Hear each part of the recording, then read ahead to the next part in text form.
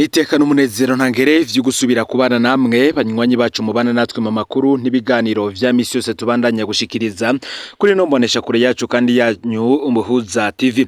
Uyu numwanya tugiye kubageza ko amakuru biriko biravugwa bigezwe ko muri kano kanya ngaha mu gihugu c'u Burundi, akaba ari amakuru tuzagaruka cyane ku biriko biravugwa mu gisata ca politike be nivyo umutambukanyi w'umukuru w'igihugu Angelina Ndayishimiye ariko akorera abashikiranganji batandukanye. Reka tutangurire ku biriko biravugwa mu gisata c'ubushikiranganji bw'ubutungane. Ni mu gihe hari inkuru yaheruka kuja ahabona ivuga ku makuru ajanye n'ingene umufasoni w'umukuru w'igihugu Angelina Ndayishimiye yakoze ibishoboka vyose kugira ngo igisata co gufatana mu nda Direction Générale de la Solidarité Nationale kive mu minwe y'umushikiranganje w'ubutungane Artemon Katihabwa, maze arondera kugishira kwa General Gabriel Nizigama batazira Tibiya kubera yibaza ko Tibiya nkasoma mbike wiwe kuva kera ari we yomworohereza gushira amafaranga y'ico gisata muri fondation Umugiraneza. Ico gihe amakuru yaravuzwe ku ntambara hagati y'abo bashikiranganje babiri kugezaho President Ndayishimiye afata ingingo yo kubima bose ico gisata aca gishira kwa General Leonidas Ndaruzaniye mu bushikiranganje bw'intwaro hagati mu gihugu. Ni nako kandi ico gihe twababwiye ko mu nyuma Angelina Ndayishimiye yo basanze yari henze amaze kubona ingene Artemon Katihabwa aborohereza ivyo asabwa vyose ko nko mu manza z'amatongo. Ku munsi wa gatanu uheze mwijoro hari genekerezo ya 10 gitugutu uyu mwaka w'2025 nibwo Angelina Ndayishimiye yasubiriye kwerekana ububasha bwiwe mu gutegeka ko uwari amaze imyaka 5 ajejwe kumugendanira charge du protocole Rosalie Nayishakiye ari wagenwa kuba umunyamabanga yamaho secrétaire permanent mu bushikiranganje bw'ubutungane agateka kazi na muntu n'iterambere ridakumira. Uyu Rosalia Nayishakiye akabazwe nk'umuntu wa Angelina Ndayishimiye ubu ngo agiye kumubera ijisho ricunze umushikiranganje Artemon Katihabwa. Nako kandi hari amakuru asanzwe azwi ariko akabazwe n'abake kubanda akabakiri banga yingene Angelina Ndayishimiye acunze bidasanzwe uyu mushikiranganje. Amasoko yacu mu biro kwa Artemon Katihabwa akavuga ko uyu mushikiranganje atanaha ububasha bwo kwitorera umwunganizi wiwe no kuvuga assistant du ministre, ahubwo yabonye bamutegeka gukorana na Parfait Hatungimana mu biro vy'umushikiranganje. Bamwe bagize bati ntihagire ico mwitega kuri uyu mushikiranganje kuko nta butegetsi na bukeyi afise, abamugenye bonyene baramukengera bamufata nk'uwo bazotamika ivyo bashaka vyose. Kuba nata jambo yagize mu igenwa ry'abazomufasha amabanga ni ikimenyetso ko acunzwe kandi atizewe. Muti none utanashobora kugena umwunganizi wizeye buryo ubusigaranye iki mu bushikiranganje bwawe, ese umwizigirwa wawe azoba nde? Uko biri kose umufasoni w'umukuru w'igihugu aritwararetse rwose bibera mu biro vy'ubushikiranganje bw'ubutungane. Biragoye gutahura rero impamvu muri kino gihe gisata cyo gufatana mu nda cakuweyo. Kumbure hari izindi mvo zikomeye zijanye n'amadosiye mu butungane. Ikindi kiboneka rwose ni inguvu zidasanzwe z'uyu mukenyezi afise ku mukuru w'igihugu no ku nzego zo mu biro vy'umukuru w'igihugu. Bamwe bati muratubwira ko Angelina Ndayishimiye yo baragize ikibazo cyo kuri iki gisata cyo gufatana mu nda, ariko benshi ntibamenye ivyo ari vyo. Ubu ni nimba hari igisata ca leta umufasoni n'umukuru w'igihugu Angelina Ndayishimiye ashingije cyo kurusha ibindi n'ubuyobozi bukuru bujejwe gufatana mu nda Direction Générale de la Solidarité Nationale. Ico gisata cari kimaze imyaka 5 kiri mu minwe y'umushikiranganje Imeride Sabushimike. Imeride Sabushimike yari soma mbike na Angelina Ndayishimiye ari navyo vyari vyamugize udakorwa ko mu kiringo c'imyaka 5. Ababizi bakavuga ko igice kinini cyane cy'amafaranga yagenewe ico gisata cyane ayava mu mfashanyo zitandukanye Imeride Sabushimike yaca yarungika muri fondation Umugiraneza ya Angelina Ndayishimiye. Benshi kandi bakaba bacibuka amatoni y'umuceri wavuye mu Bushinwa uje gufasha abantu aho nikora. Angelina Ndayishimiye ca upakira indege awugemura muri Guinée Equatoriale. Kimwe rero mu vyatangaje benshi aho leta nshasha Nestor ntaonuye ishingiwe muri myandagaro iheze nta bushikiranganje na bumwe bwahawe igisata cyo gufatana mu nda. Bwari ubwa mbere bimeze gutyo kuva habaye amagume mu mwaka w'1993. Ikibazo rero kiba kiraje, ubuyobozi bukuru bujejwe gufatana mu nda buzotwagwa hehe? Ubushikiranganje bwa Emeride Sabushimike bwaramanyaguwemwo ibice ibijanye n'agateka kazi na muntu bene iterambere ridakumira byajanywe mu bushikiranganje bujejwe ubutungane kwa Artemone Katihabwa. Bijanye n'imibano na cane cane gutegekaniriza kazoza k'abakozi byajanywe mu bushikiranganje bujejwe abakozi ba leta n'akazi kwa Gabriel Nizigama batazira tibiya. Mu mwanya wa mbere ibijanye no gufatana mu nda babaye barabirekera kwa Artemone Katihabwa naho izina ry'ubushikiranganje ritabitomora, ariko Artemone Katihabwa yarafise ikibazo gikomeye cyane. Emeride Sabushimike yoba yarasiza muteranije kwa Angelina Ndayishimiye ngo bimwe nahora nguha bujya ntibigiye kubandanya nimba igisata kigumye kwa Artemone Katihabwa. Angelina ati ziranyazwe pe, niko kwibuka ko muri leta afise umugenza akomeye wo kuva mu buto ari we Leta General Gabriel Nizigama batazira tibiya, acarondera ko ca gisata kija kwa Angelina Ndayishimiye murantunge kwa General Nizigama ngo niwe azomworohereza. Ingingo yafatiwe ahantu hatazwe ko President Ndayishimiye atigeze asinya decret ikura Solidarité Nationale kwa Artemone Katihabwa kayishira kwa Gabriel Nizigama. Artemone Katihabwa ati ngwanye nabi, nawe yandikira SMS ubutumwa bwo muri telefone umukuru w'igihugu. President Ndayishimiye mwereka ko amategeko agira aho nyangwe, aramwereka ko bidashoboka ko igisata cyo gufatana mu nda kije mu bushikiranganje bw'abakozi ba leta n'akazi hatabanje kuba itegeko ry'umukuru w'igihugu ribitomora.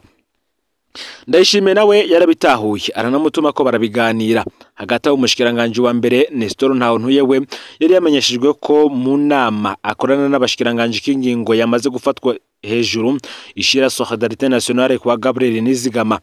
Ivyo abibwirwa ku munwa, abibwirwa na General Gabriel Nizigama batazira tibiya. Nestor Ntawontuye rero mu kwanka kwiteranya nabo hejuru abifata gutyo. Mu mpera za myandagaro inama y'abashikiranganje yarakoze ku ndinganizo nshasha y'ubushikiranganje bwose. Imari rero ijanye na Solidarité Nationale irakomera cyane. President Ndayishimiye nibwo yaciye ahitamwo kwaka ico gisata Artemone Katihabwa na General Gabriel Nizigama bakibura bose maze agishira mu bushikiranganje bw'intwaro hagati mu gihugu, iterambere rusange n'umutekano kwa Leonidas Ndaruzaniye.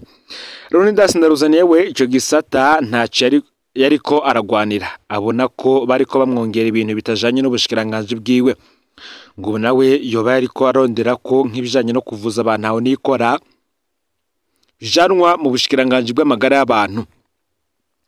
Ivyo bintu rero ntibiriko bigwa neza uwo bita Angelina Ndayishimiye. Angelina Ndayishimiye nawe kandi akaba afise umukinagizwa akomeye mu bijanye no kurondera ingingo yifuza ku bategetsi batandukanye. Umukinagizwa akaba ari musaza we umushinga amateka Kaneza Vahensi. Iki nico gihangange gishasha gifatanya na Angelina. Mu mezi aheze uyu Valence yararungiswe gusaba ko Artemone Katihabwa afata ingingo yagarika ivyari vyashinzwe na sentare mu rubanza rw'amatongo rutari rworoheye Angelina. Niko gusanga kwa Artemone Katihabwa bahora batinya taco bavuze. Basanga rwose ni umunyabwoba yiteguriye gukora ivyo bazomusaba vyose. Vahensi no kwa mushiki bati bwa bundi twarihenze. Artemone yagumana ivya Solidarité Nationale ni wacu. Telefone yihuse ku muyobozi mwishikira mu biro vy'umukuru w'igihugu General de Brigade Aloys Sindayihebura utikora ibishoboka vyose Solidarité Nationale igaruke kwa Artemone. General nawe hamagara Artemone uti mushikiranganje ikora ibishoboka vyose Solidarité Nationale igaruki wawe. Undi nawe ati ivyo bintu mwumva vyoshoboka gute? Umukuru w'igihugu yaramaze gusinya decret ivuga ingene ubushikiranganje butunganije, baramaze kuma ama direction générale n'ama département yanje, none nosubira kubihinduza nitwaje iki? Mushikiranganje urangabiye. Nkuko amakuru abandanya abivuga kandi ngo hakaba hariho urwanko rudasanzwe rwa Artemone Katihabwa na Emeride Sabushimike. Ingene Burundi butwaye ngo bikaba ari agatangaza kuko izinjyane zose zubakiye ku bintu bibiri. Umwitwarariko wa Angelina Ndayishimiye wo kugaba amafaranga agenewe gufatana mu nda be n'urwanko ruri hagati ya Emeride Sabushimike na Artemone Katihabwa. Uyu Emeride Sabushimike yarakoresheje imigenderanire afitaniye na Angelina Ndayishimiye kugira yankisha Artemone Katihabwa. Ngivyo baba bapfana ivyabo vya kera. Mu gihe Emeride Sabushimike yagumye yumvigwa kwa Angelina ageze kwa Varisto ho vyaranse. Akavugwa ubutumwa bwo muri telefone bwinshi cyane yandikiye umukuru w'igihugu asigura impamvu Artemone Katihabwa atabereye kuzezwa ibibazo by'abakenyezi. President Ndayishimiye nawe yoba yishuye ko iyo mukura ku butumwa bw'insako kugezaho amubroka muri telefone.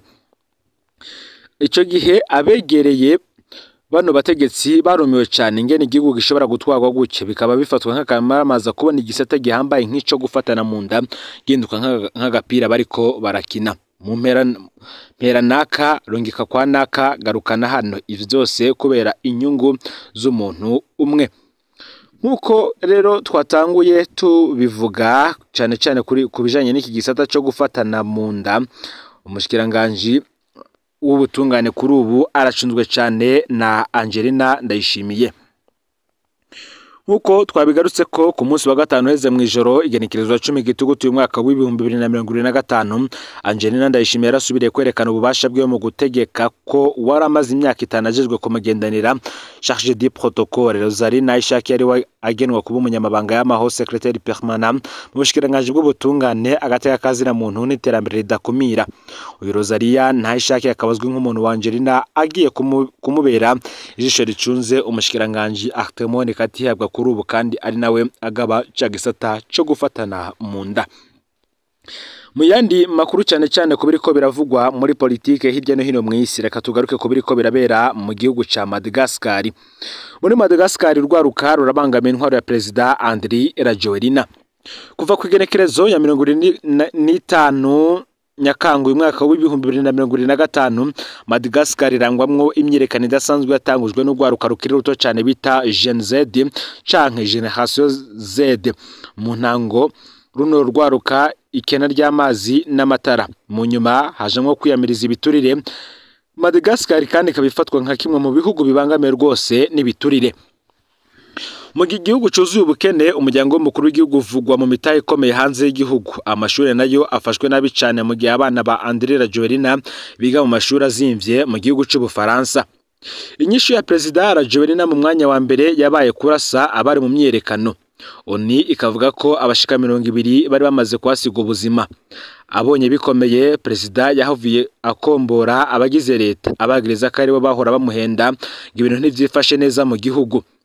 Kwigenekerezo ya gatanu gitugutu uyu mwaka President Rajoelina yagenye General Rufi Zafisambo mu kibanza cy'umushikiranganje wa mbere kugira garuka nituze mu gihugu. Ibi navyo ntaco vyahinduye. Muri iyi minsi rero President Rajoelina yarungitse moteri zo gutanga amatara muri kaminuza, atanguza ibikorwa vyo kubaronsa amazi, yemeza ko agiye kugwanya ibiturire bimwe biboneka. Ibi ntaco vyafashije urwaruka rumubaza impamvu ubari habone ko bikenewe. Mu gihe rero urwaruka rwari rumaze indwi hafi zitatu rurondera gushika mu kibanza gihambaye ku mugwa mukuru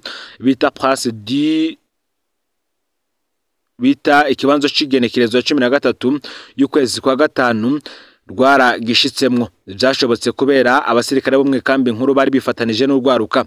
Colonel Michael Randeyinirina yaraye nawe wasavye abasirikare bose kudasubira gukurikira amategeko ya President Rajoelina n'ababatwara, agasaba abasirikare kwifatanya n'abari mu myerekano. Iyi kambi ikaba ari kambi ikomeye cyane kuko mu mwaka w'2009 imyerekano ikomeye yarabaye nkuko nyene. Iyi kambi nyene yifatanya n'abari mu myerekano bituma intwaro ya Mareke Rovalomanane itembagara, maze Andry Rajoelina acashikira ubutegetsi. Yamaze ko imyaka 4. Andry Rajoelina yagarutse ku butegetsi mu mwaka w'2019 biciye mu matora. Yarongera atogwa mu mwaka w'2023. Ubuho yariko ategura guhindura ibwirizwa shingiro ngaza yitoreza ikiringo ca gatatu. Intwaro ya mbere yatembagajwe muri Rusama umwaka w'1972 yari ya President wa mbere wa Madagascar Philibert Tsiranana. Nawe nyene yakuwe biciye mu myerekano nk'iyo nyene y'urwaruka yahavuye ishikikirwa n'abasoda. Kubwo abasirikare bifatanije n'abari mu myerekano, President Rajoelina ivyavuzwe ko yahunze umugwa mukuru Antananarivo aje mu buraruko bw'igihugu. Ni mu gihe yari yasavye no kugana n'abari mu myerekano, anasaba ko bo mu mwaka kugira asubiza ibintu mu buryo. Yemeza ko mu mwaka ivyo Gen Z disaba azoba yabikoze.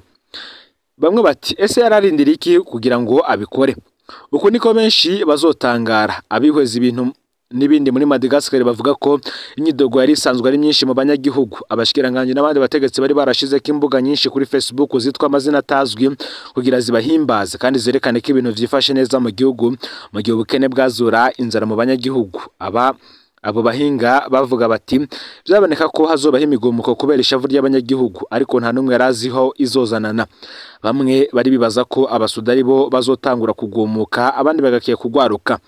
Imigambwe n'abanyepolitike nta na kimwe bari bagishoboye, none bose batangaye bikozwe n'abakiri bato cyane. Ni mu gihe kandi muri aka kanya bivuga yuko Perezida André Rajoelina yahunze igihugu mu ndege y'igisirikare cy'Ubufaransa. Inyuma y'indwi zitatu rero z'imyerekano y'urwaruka rwa Madagascar rusaba kuronswa amatara n'amazi rukanasaba ko ibiturire bihagarara, Perezida André Rajoelina yarayataye igihugu arahunga. Radio RFI y'Abafaransa ikamenyesha ko Rajoelina yajanywe n'indege ya gisirikare y'Ubufaransa. Rajoelina yatabaje Perezida Emmanuel Macron w'Ubufaransa. Ibintu vyahindutse bikomeye ku munsi wa gatandatu w'indwi iheze, aho abasirikare bava mu ikambi ikomeye bifatanya n'abari mu myerekano. Abo basirikare nabo rero bakaba baraye bagenye umukuru mushasha w'igisirikare ca Madagascar. Naco baravuga ku bijanye n'ingene Madagascar igiye kurongorwa. Nguku avuyeho niko André Rajoelina yari yashikiriye ubutegetsi mu mwaka w'ibihumbi 2009. Abanyagihugu baragumutse maze abasirikare bifatanya n'abari mu myerekano batuma Perezida Marc Ravalomanana atanga imihoho. André Rajoelina yagwanye intwaro ya Ravalomanana aba ari we yemerwa kurongora igihugu vy'imfata kibanza kugeza muri 2013. Gusa yagarutse ku butegetsi biciye mu matora mu mwaka w'ibihumbi 2019, none abuhunze muri uyu mwaka w'ibihumbi 2025. Ngaho rero amakuru yaragezwe ko muri kano kanya ushende subscribe canke sabone niba utarafitira ko kugira ngo tuzojekanwa nadushikiriza usangiza no makuru bagenza aho barose kugira ngo nabo baje barashikirwa nayo biriko biravugwa bigezwe ko nga mu gihugu cy'u Burundi, hanze mbebe z'igihugu cy'u Burundi ndetse no makungu ya kure. No Muhoza TV Imana ibahezegere mu bikorwa byanyu vya misi yose muriko murakora.